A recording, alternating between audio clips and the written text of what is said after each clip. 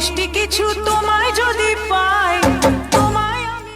জুলাই বিপ্লবের নাম ভাঙিয়ে চলছে মামলা বাণিজ্য আর ব্ল্যাকমেলের রাজত্ব। বিত্তশালীদের টার্গেট করে কোটি কোটি টাকা হাতিয়ে নেওয়াই ছিল যাদের প্রধান কাজ।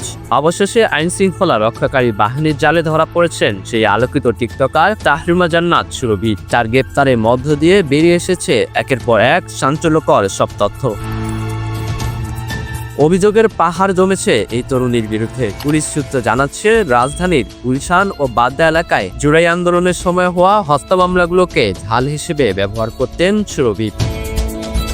সম্প্রতি গুলশানের এক ব্যবসায়ীকে খুনের মামলায় আসামি করার ভয় দেখিয়ে প্রায় 2.5 কোটি টাকা হাতিয়ে নেয় তার চক্রটি। তদন্ত সংশ্লিষ্টরা গণমাধ্যমকে বলেন, সুরভি এবং তার সহযোগীরা পরিকল্পিতভাবে সমাজের বিত্তশালী ও প্রভাবশালীদের টার্গেট করতেন। এরপর মামলার ভয় দেখিয়ে চলত মোটা অঙ্কের দর কষাকষি।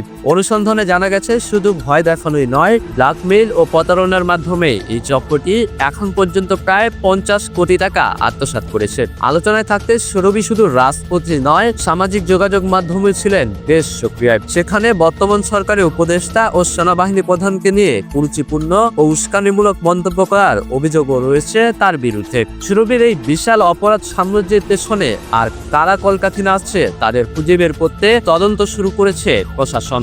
মামলা ও গ্রেপ্তারের ভয়ে সাধারণ মানুষ যখন আতঙ্কিত, তখন সেই আতঙ্ককে পুঁজি করে কোটি কোটি টাকার এই বাণিজ্য রীতিমতো স্তম্ভিত করেছে সবাইকেই। আলোচিত এই টিকটকারকে বর্তমানে আইনের আওতায় এনে জিজ্ঞাসাবাদ করা হচ্ছে। মাহমুদ বিন মারুফ, নিউজ ডেস্ক, সকালবেলা।